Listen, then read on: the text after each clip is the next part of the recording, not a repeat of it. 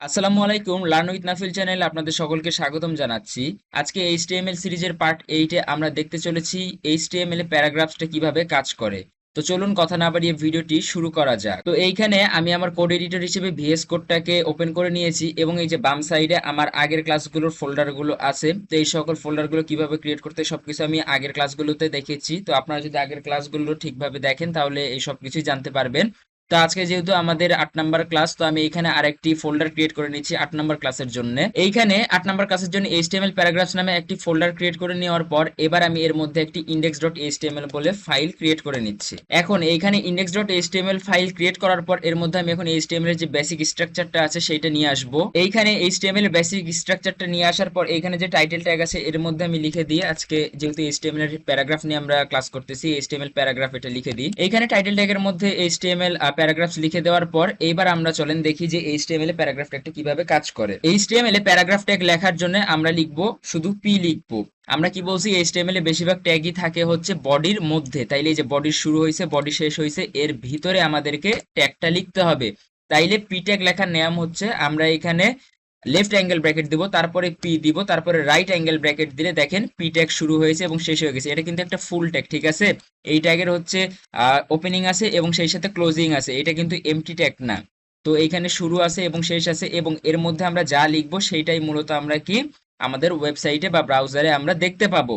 তো এইখানে দেখেন আমরা যেহেতু গতদিন আমরা হেডিং দেখেছিলাম এইচটিএমএল এ, হেডিং কিন্তু 1 লাইন 2 লাইনে লেখা যায়, বাট প্যারাগ্রাফ ট্যাগ যেটা আছে, প্যারাগ্রাফ বলতে আমরা কি বুঝি, প্যারাগ্রাফ বলতে বুঝি যে অনেকগুলো লেখা, তারপরে একটু গ্যাপ, তারপরে আবার অনেকগুলো লেখা, তারপরে আবার অনেকগুলো গ্যাপ। এগুলোতেই তো আমরা মূলত প্যারাগ্রাফ বুঝি। তাইলে এইখানে মনে করেন আমি লেখা কোথা থেকে নিয়ে আসবো, দেখেন তো এত চিন্তার কোনো কারণ নাই। ভিএস কোড যেহেতু অনেক আপনার খুব পাওয়ারফুল একটা সফটওয়্যার, তো আমরা কি করতে পারি, এখানে যে যে পি ট্যাগ শুরু হয়েছে এবং শেষ হয়েছে এর মাঝখানে গিয়ে যদি আমরা লিখি লরেম, লরেম লিখে যদি আমরা এখানে একটা এন্টার দিই তাইলে দেখেন এখানে অনেকগুলো লেখা চলে আসতেছে। এখন আপনারা হয়তো ভাবতে পারেন যে এই লেখাগুলো কোথা থেকে আসলো। এই লেখাগুলো মূলত আসতেছে আপনার, এগুলো হচ্ছে একটা ডামি টেক্সট, ঠিক আছে। ভিএস কোড যেহেতু অনেক পাওয়ারফুল সফটওয়্যার, তাই এই ভিএস কোডে সেট করাই থাকে যে আপনি যখন লরেম লিখে ইন্টার প্রেস করবেন তখন হচ্ছে এখানে তারা কিছু ডামি লেখা দিয়ে দেয়, এগুলো কিন্তু একটা ডামি লেখা। এখন আমি যদি দেখেন এটাকে একটু সেভ করি এবং সেভ করার পরে রাইট ক্লিক দিয়ে যদি ওপেন উইথ লাইভ সার্ভার দিই, আমাদের ব্রাউজারে দেখেন এটা কিন্তু অন হয়ে গেছে এবং এখানে দেখেন এই যে প্যারাগ্রাফের মতো হয়ে গেছে। আমি আবার যদি এইখানে মনে করেন এই যে নিচে আরেকটা পি ট্যাগ নিই, পি ট্যাগ নেওয়ার পর আমি যদি এবার এইখানে আবার লরেম লিখি তাইলে দেখেন আবার আরেকটা কিন্তু প্যারাগ্রাফ হয়ে যাবে। এখন এখানে দেখেন আপনাদের, আচ্ছা আমি আগে একটু দেখাই আসি, দেখেন আরেকটা কিন্তু এখানে এই যে দেখেন প্যারাগ্রাফ হয়ে গেছে। আমি যদি আবার এইখানে আরেকটা পি নিই দিয়ে যদি আবার লরেম লিখি তাহলে দেখেন সেভ করার পরে যায় আবার দেখেন এই যে তিনটা কিন্তু এখানে প্যারাগ্রাফ হয়ে গেছে, প্যারাগ্রাফ প্যারাগ্রাফ হয়ে আছে, প্যারা প্যারা হয়ে আছে, হ্যাঁ। এখানে কিন্তু চাইলেই এই যে এই লেখাটা এই পাশ থেকে শুরু হইতে পারতো, বাট শুরু হয় না, এটা নিচ থেকে শুরু হচ্ছে, একটা করে নতুন নতুন প্যারাগ্রাফ ক্রিয়েট করতেছে এরা। তো আপনাদের কাছে এখন মনে হইতে পারে যে এখানে যে লরেম ইপসাম যেই লেখাটা আছে এই প্রথম লাইনটা যেহেতু সেম তাইলে মানে ভিতরে সব লেখাগুলো সেম দিতেছে, না দেখেন এখানে খালি প্রথম লেখাটুকুই এরা মানে একই দিতেছে, তারপরে কিন্তু চেঞ্জ হয়ে যাচ্ছে। এই যে দেখেন এখানে লরেম ইপসাম থেকে এই যে এই পর্যন্ত শুধু সেম আছে, তারপরে কিন্তু আবার চেঞ্জ হয়ে গেছে। সেম অ্যাজ এই লাইনটা ফলো করেন, এই যে এই ইডি ইলিট পর্যন্ত এই পর্যন্তই আছে। তাইলে আমরা কি করতে পারি, আমরা হচ্ছে এই যে এই লেখাটুকুকে ডিলিট করে দিই, তারপরে এই নিচের এখান থেকে এই লেখাটুকুকেও যদি আমরা ডিলিট করে দিই আর নিচের এখান থেকে এই লেখাটুকুকে যদি ডিলিট করে দিই তাইলে কিন্তু এটা একটা ইউনিক লেখা হয়ে গেল। দেখেন কেউ বুঝতেই পারবে না যে সব মানে কারোর সাথে কোনো লেখা কিন্তু এখন মিল নাই আর। তাইলে এইখানে গেলে দেখেন মনে হচ্ছে এটা টোটালি আলাদা আলাদা একটা লেখা আমরা লিখেছি। এখন এইখানে আপনাদেরকে আরেকটা কথা বলি, এখানে হয়তো আপনাদের মনে হতে পারে যে এখানে কি শুধু এই মানে অল্প একটু এতটুকুই লেখা লেখা যায় না। এখানে আপনারা ইচ্ছা মতো নিজেদের ইচ্ছা মতো আপনারা ওয়ার্ড এখানে সেট করতে পারেন, যে আমার মনে করেন 50টা ওয়ার্ডের লেখা দরকার, 20টা ওয়ার্ডের লেখা দরকার, 30টা ওয়ার্ডের লেখা দরকার। তখন আপনারা আসলে এটা কিভাবে করবেন, সেইটা করার জন্য আপনারা কি করবেন, দেখেন আমি এখানে নতুন একটা প্যারাগ্রাফ ট্যাগ নিতেছি, নেওয়ার পরে এইখানে আমরা আগে কি করতেছিলাম লরেম লিখে এন্টার দিতেছিলাম, বাট এখন আমরা চাচ্ছি মনে করেন আমাদের 50টা ওয়ার্ডের লেখা আসুক, তাহলে কি করবো, লরেম লিখবো, লিখার পরে যে 50 লিখবো, লিখে যদি আমরা এবার জাস্ট ডিরেক্ট এন্টারটা প্রেস করি তাহলে দেখেন এই যে 50টা ওয়ার্ডের কিন্তু লেখা চলে আসছে। আপনি যদি এটা এখন গণেন দেখবেন এখানে 50টা ওয়ার্ডই চলে আসছে। আমি কি করলাম, এই যে প্রথম লাইনটা যেহেতু সেম হয় আমি এই প্রথম লাইনটা জাস্ট একটু ডিলিট করে দিলাম, দিয়ে যদি এবার সেভ করি তাইলে দেখেন এখানে কিন্তু এবার মনে হচ্ছে একটা মানে ইউনিক একটা লেখা চলে আসছে 50টা ওয়ার্ডের। আপনি চাইলে 100টা, 150, 200, 300, 400, 500 যতগুলো ইচ্ছা হয় আপনি ততগুলো এখানে কিন্তু প্যারাগ্রাফ নিতে পারেন। তো এই হচ্ছে আমাদের মূলত পি ট্যাগের একটা কাজ গেল। এইবার আসেন একটা জিনিস দেখাই, মনে করেন এইখানে আমাদের এই যে এইখানে কোনটা আপনাদেরকে দেখায়, এখানে মনে করেন কর্পোরিস, এই যে সেকেন্ড লাইনটা মনে করেন কর্পোরিস, বা ফার্স্ট লাইনে মনে করেন এই যে এইখানে কমোডি, কমোডি যে লেখা আছে, কমোডি লেখাটা চাচ্ছি যে কি কমোডি লেখাটার পরে যে বাকি এতটুকু লেখা আছে এই লেখাটুকু পরের লাইনে চলে আসুক, মানে লাইনটা ব্রেক করুক। এই লেখাটা আমরা কিভাবে করব? এই লেখাটা করার জন্য জাস্ট এইখানে যাবো, যে এই যে এখানে কমোডি লেখা আছে না, এইখানে জাস্ট আমরা কি লিখবো, বিআর যদি লিখি, লিখে যদি একটা এন্টার প্রেস করি, তাইলে দেখেন একটা ট্যাগ চলে আসছে। তাইলে দেখেন এইবার এই যে বিআর এর পরে দেখেন এই যে কমোডির পরে যতগুলো টেক্সট ছিল সবগুলো কিন্তু এই যে দেখেন পরের লাইনে চলে আসছে। আমরা কি করলাম, লাইনটাকে ব্রেক করে দিলাম। লাইন ব্রেক করার জন্য আমরা ইউজ করি কি, বিআর ট্যাগ। আমরা কিন্তু আজকে আরো কয়েকটা ট্যাগ দেখবো, মানে প্যারাগ্রাফের মধ্যে এগুলো পরে, যে পি ট্যাগ দেখলাম, এরপরে দেখলাম বিআর ট্যাগ। এখন এখানে দেখেন একটু বলে দিই, বিআর ট্যাগ কিন্তু আপনার হচ্ছে এমটি ট্যাগ, এই ট্যাগের শুরু আছে কিন্তু শেষ নাই। বিআর ট্যাগটা এমটি ট্যাগ, এই ট্যাগের শুরু আছে শেষ নাই, বাট পি ট্যাগটার কিন্তু শুরু ছিল এবং শেষ আছে। তো বিআর ট্যাগের কাজ হচ্ছে যে লাইন ব্রেক করা। সেম এস আমি যদি এইখানে আপনার এই যে নেমো লেখা আছে, নেমোর পরে যদি আমি বিআর ট্যাগটা দিই, এখান থেকে দেখেন, এখান থেকে এই যে নেমো আছে, নেমোর পরে যদি আমি বিআর লিখি, লিখে যদি একটু সেভ করি এবং এইখানে ব্রাউজারে যাই, দেখেন নেমোর পরে যা লেখা ছিল সবগুলো কিন্তু এই যে নিচের লাইনে চলে আসছে। সেম অ্যাজ আপনি এই পরের লাইনগুলো তো যেখানে আপনি ইউজ করবেন সেখানে আপনি বিআর ট্যাগ পেয়ে যাবেন, মানে দিলে লাইনটা ব্রেক হয়ে যাবে বিআর ট্যাগটাকে ইউজ করলে। এইবার মনে করেন আমাদের এইখানে যে এই যে টেম্পোরা লেখা আছে, আমরা চাচ্ছি এর নিচে একটা এরকম লম্বা একটা লাইন দিব। অনেক সময় বিভিন্ন ডিজাইন করে না, তো আমরা মনে করেন একটা লম্বা লাইন দেবো। এইটা করার জন্য আমরা কি করব, এইটা করার জন্য আমরা এইচআর ট্যাগ ইউজ করবো। যে টেম্পোরা আছে না, টেম্পোরার নিচে আমরা জাস্ট লিখবো এইচআর, লিখে যদি এন্টার প্রেস করি, এবার সেভ করার পর যদি এইখানে যাই, দেখেন একটা লম্বা এই যে লাইনের মতো চলে আসছে, দেখেন এই যে একটা লম্বা লাইন চলে আসছে। তো এইখানে এই চারটাও কিন্তু আপনার এই যে বি ট্যাগের মতোই এমটি ট্যাগ, এই ট্যাগের শুরু আছে কিন্তু শেষ নাই, এগুলো একটা সিঙ্গেল ট্যাগ, ঠিক আছে, এগুলো কিন্তু ফুল ট্যাগ না। সেম অ্যাজ আমি মনে করেন এইখানে এই যে অ্যাড আছে, এর নিচে যদি আমি এখন এই চারটাকে দিই, দেওয়ার পরে সেভ করি, দেখেন এইখানে এর নিচে ওই যে চলে আসবে। আমি চাচ্ছি এই যে অ্যাড আছে এর নিচে আর একটা লাইন দিতে, জাস্ট এখানে এই যে অ্যাড আছে এর নিচে আমি যদি যাই, গিয়ে যদি এখন এই চারটাকে লিখি যে সেভ দিই, তাইলেই দেখেন এইখানে এর নিচে ওই যে লাইনটা চলে আসতেছে। আপনি চাইলে এই যে এইটা আছে এটার নিচেও আপনি দিতে পারেন, জাস্ট এর নিচে আসেন, আসার পরে এই চার দেন, দেওয়ার পরে সেভ দেন, দেখেন এই দেখেন লাইনগুলো চলে আসতেছে। তো হরাই মানে এরকম লাইন দেওয়ার জন্য আপনার মূলত হচ্ছে আমরা এই চার ট্যাগটাকে ইউজ করি। তো এইখানে আমরা দেখলাম পি ট্যাগ দেখলাম, তারপরে বিআর ট্যাগ দেখলাম, তারপরে দেখলাম এই চার ট্যাগ। আর আজকে লাস্ট আর একটা ট্যাগ দেখবো, সেইটা হচ্ছে প্রি ট্যাগ। প্রি ট্যাগের কাজ কি? এইখানে দেখেন আমরা আমরা আমি কি করছি, আমি এখানে আরেকটা কাজ করি, আমি এইখানে আরেকটা প্রি ট্যাগ নিই এবং এর মধ্যে আমি লরেমের মনে করেন 300 ওয়ার্ড নিতেছি, একটু বড় টেক্সট নিলাম। নেওয়ার পরে এইখানে আসলে দেখেন অনেকগুলো এই যে টেক্সট চলে আসছে, ডামি টেক্সট। আমি এখন এইখানে আমার ইচ্ছা মতো আমি লাইন ব্রেক করতেছি। আপনাদের ক্ষেত্রে অবশ্যই এগুলো কি হবে, আপনারা তো অবশ্যই মানে মিনিংফুল হচ্ছে এক একটা টেক্সট ইউজ করবেন, তো তার সেই সময় আপনারা বুঝে বুঝে বিয়ারটা ইউজ করতে পারেন। বাট আমি এখানে জাস্ট আপনাদেরকে দেখানোর জন্য একটু তাড়াতাড়ি অনেকগুলো বিয়ার ট্যাগ ইউজ করতেছি। দেখেন আমি এইখানে অনেকগুলো কিন্তু বিয়ার ট্যাগ ইউজ করছি, দেখেন এইখানে একটা বিয়ার ট্যাগ ইউজ করছি, এইখানে একটা বিয়ার করছি, এইখানে একটা বিয়ার, এখানে বিয়ার, এখানে বিয়ার, এইখানে বিয়ার, মানে লাইনগুলোকে ব্রেক করছি। কিন্তু কিন্তু একটা আপনার এই যে ছোট্ট একটা মানে এই যে এতটুকু একটা লেখার মধ্যে আমি দেখেন কয়টা, একটা দুইটা তিনটা চারটা পাঁচটা ছয়টা সাতটা বিয়ার ট্যাগ ইউজ করছি।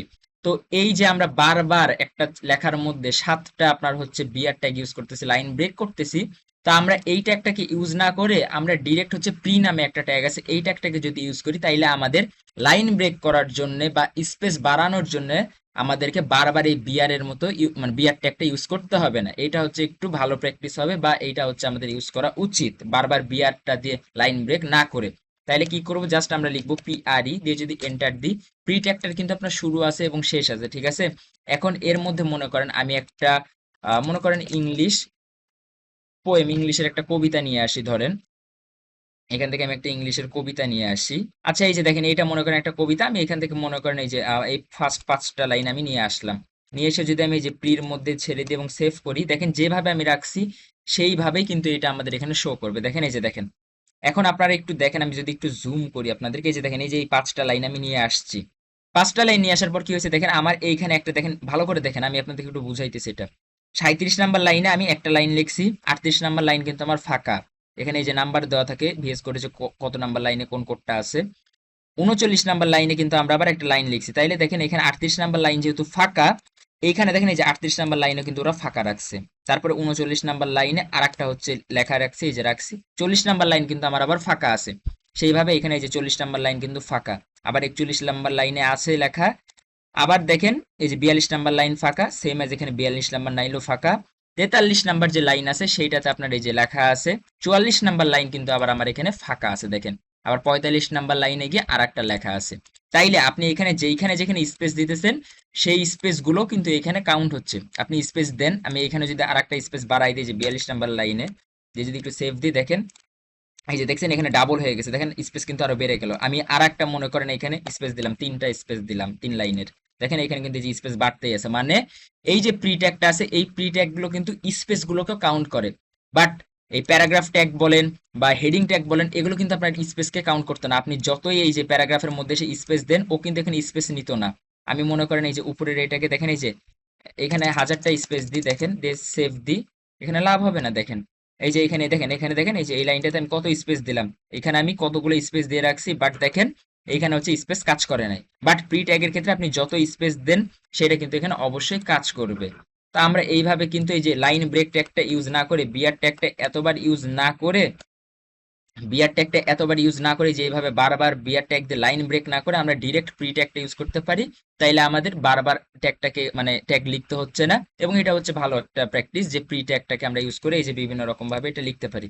এখন আপনারা হয়তো বলতে পারেন আর একটা জিনিস, যে এইখানে লেখাগুলোর ফন্ট চেঞ্জ হয়ে গেল, লেখাগুলো অন্যরকম দেখতে, এইখানে অন্যরকম দেখতে। দেখেন এইখানে এইচটিএমএল এ জাস্ট আমরা স্ট্রাকচারটাকে তৈরি করতেছি, বাট ডিজাইনটা করার জন্য আমরা সিএসএস যখন ইউজ করব তখন সিএসএস দিয়ে যে কোনো ডিজাইন আমরা করতে পারি। এই যে এই ফন্ট যে এখন দেখতে যে এইটুকু আমার কার্সরটা দেখেন, এই যে এখানে যে এরকম দেখা লেখা আছে দেখতে, সেম লেখা আমরা এই যে এই প্রি ট্যাগের মধ্যে করে ফেলতে পারবো। আবার প্রি ট্যাগের মধ্যে যা লেখা আছে সেগুলো কিন্তু এর মধ্যে করে ফেলতে পারবো। দেখেন এইখানে মনে করেন আমি এটাকে একটু যদি সাজাই, এতগুলো আমরা না রাখি, এবার সেভ দিলাম, এই সবগুলোকে একটু ধরে আমি ট্যাপ দিয়ে দিই জাস্ট, এই যে দেখেন এবার এখানে দেখেন সুন্দর হয়ে আছে কিন্তু এই যে দেখছেন। আর এইখানে আচ্ছা এটা থাকে ভাবে তার সমস্যা নাই, যে এখানে এরকম আছে, বা এখানে আমরা চাইলে একটা কাজ করি এইভাবে রাখি এখানে জাস্ট, হ্যাঁ এই যে দেখেন এই যে এবার সুন্দরভাবে সাজানো আছে। এবার এখানে এই যে সাইডে যে যে স্পেস গুলো আছে লেফট সাইডে, এগুলো আমরা সিএসএস দিয়ে পরে এগুলোকে কিন্তু সরায় ফেলতে পারবো, এটা কোনো বিষয় না। তো মনে করেন আমি এখানে জাস্ট আপনাদেরকে দেখাই, এখানে যদি আমি একটু লিখি যে স্টাইল অ্যাট্রিবিউট ইউজ করি কালকের মতো, কালকে যেমন ফন্ট সাইজ ইউজ করছিলাম হেডিং এর ক্ষেত্রে, বাট আপনাদের এগুলো এখন দেখার দরকার নাই, সিএসএস যখন করাবো তখন আপনারা এগুলো দেখতে পারবেন, মানে জানতে পারবেন। তো আমি এখানে যদি লিখি যে ফন্ট ফ্যামিলি, ফন্ট ফ্যামিলিতে গিয়ে মনে করেন এই যে কুরিয়ার নিউ এটা দিলাম। আবার সেম অ্যাজ এই যে এইখানে যে পি ট্যাগটা আছে, এই পি ট্যাগের মধ্যেও যদি আমি স্টাইল অ্যাট্রিবিউটটা ইউজ করি, এবং যদি এখানে আমি ফন্ট ফ্যামিলিতে গিয়ে যদি আমি এই যে কুরিয়ারের এই ফন্টটাকে, সরি এইখান থেকে এই যে কুরিয়ার নিউ এটাকে দিয়ে দিই, তাহলে দেখেন দুইটা ফন্টই দেখতে একদম সেম লাগবে। দেখেন দুইটা ফন্টে এই যে দেখেন সেম হয়ে গেছে, দেখছেন এই যে এই পি ট্যাগের মধ্যে যে কবিতাটা লিখছিলাম এইটাও সেম হয়ে গেল, আবার এই যে এই পি ট্যাগের মধ্যে দেখেন সেম হয়ে গেল। আমি চাইলে উপরের এই পি ট্যাগ গুলোতেও যদি আমি সেম ফন্ট ফ্যামিলি ইউজ করি তাইলে কিন্তু এগুলো আবার দেখতে সেম হয়ে যাবে। তো দেখার যে বিষয়টা সেটা আমরা সিএসএস দিয়ে যে কোনো রকম যে কোনোটাকে তৈরি করে ফেলতে পারি, বাট এইচটিএমএল দিয়ে স্ট্রাকচার তৈরি করাটাই মেইন জিনিস। তো আজকের ভিডিও একদম লাস্ট পর্যায়ে, আজকে তাইলে আমরা কি কি দেখলাম, আজকে দেখলাম যে পি ট্যাগ প্যারাগ্রাফ ট্যাগ কিভাবে কাজ করে, সেই সাথে বিয়ার ট্যাগের কাজ কি কিভাবে কাজ করে, এই চ্যাটটা কিভাবে কাজ করে কাজ কি, এবং সেই সাথে প্রি ট্যাগটা কিভাবে কাজ করে, এই যে প্রি ট্যাগটা কিভাবে কাজ করে, এগুলো সবকিছুই আমরা এই ভিডিওতে দেখলাম। তো আজকের এই ভিডিওটি এই পর্যন্তই, পরবর্তী কোনো ভিডিওতে আপনাদের সাথে আবার দেখা হবে। তো আমাদের এই ভিডিওটি যদি আপনাদের ভালো লেগে থাকে তাহলে অবশ্যই একটা লাইক করে দিবেন, এবং কমেন্টে জানাতে ভুলবেন না যে আমাদের ক্লাসগুলো আপনাদের কেমন লাগছে। সেই সাথে আমাদের চ্যানেলটাকে সাবস্ক্রাইব করবেন এবং পাশে থাকা বেল বাটনটাকে প্রেস করে দিবেন, কেননা আমি যখনই নতুন ক্লাস আপলোড করব সাথে সাথে আপনাদের কাছে একটা নোটিফিকেশন চলে যাবে। এবং সেই সাথে আপনাদের হেল্পের জন্য আমাদের ফেসবুকে একটা সাপোর্ট গ্রুপ আছে, আপনারা এই ক্লাসগুলো করতে গিয়ে যদি কোথাও কোনো প্রকার প্রবলেম ফেস করেন অবশ্যই সেই সাপোর্ট গ্রুপে পোস্ট করবেন, আমি সেখানে আপনাদেরকে হেল্প করার চেষ্টা করবো ইনশাল্লাহ। সেই সাথে আমার এই ফুল সিরিজ জুড়ে এইচটিএমএল এর যে সিরিজটা আছে বা কোর্সটা আছে, এই কোর্সের যে কোডগুলো আমি লিখতেছি এগুলো মূলত আমি গিটহাবে আপলোড করতেছি রিপোজিটরিতে। তো আপনারা আমার এই কোডগুলো এই ক্লাস শেষ হওয়ার পর বা ক্লাসগুলো যখন আপলোড হয় তখনই আপনারা গিটহাব থেকে আপনারা পেয়ে যাবেন যে আমি কি কি কোড করতেছি। এই কোডগুলো আপনারা ডাউনলোড করতে পারবেন, ডাউনলোড করার পরে নিজেরা দেখতে পারবেন যে আমি কি কি কোড ইউজ করতেছি এখানে। তো এই সবগুলো লিঙ্ক কিন্তু আমাদের এই ভিডিও ডেসক্রিপশন বক্সে দেওয়া আছে, সেখান থেকে আপনারা সেগুলো নিয়ে নিতে পারবেন। তো আজকে এই পর্যন্তই থাকলো, পরবর্তী ভিডিওতে আবার এইচটিএমএল এর নতুন কোনো একটা টপিক নিয়ে কথা হবে। সেই পর্যন্ত সকলে ভালো থাকবেন। আসসালামু আলাইকুম।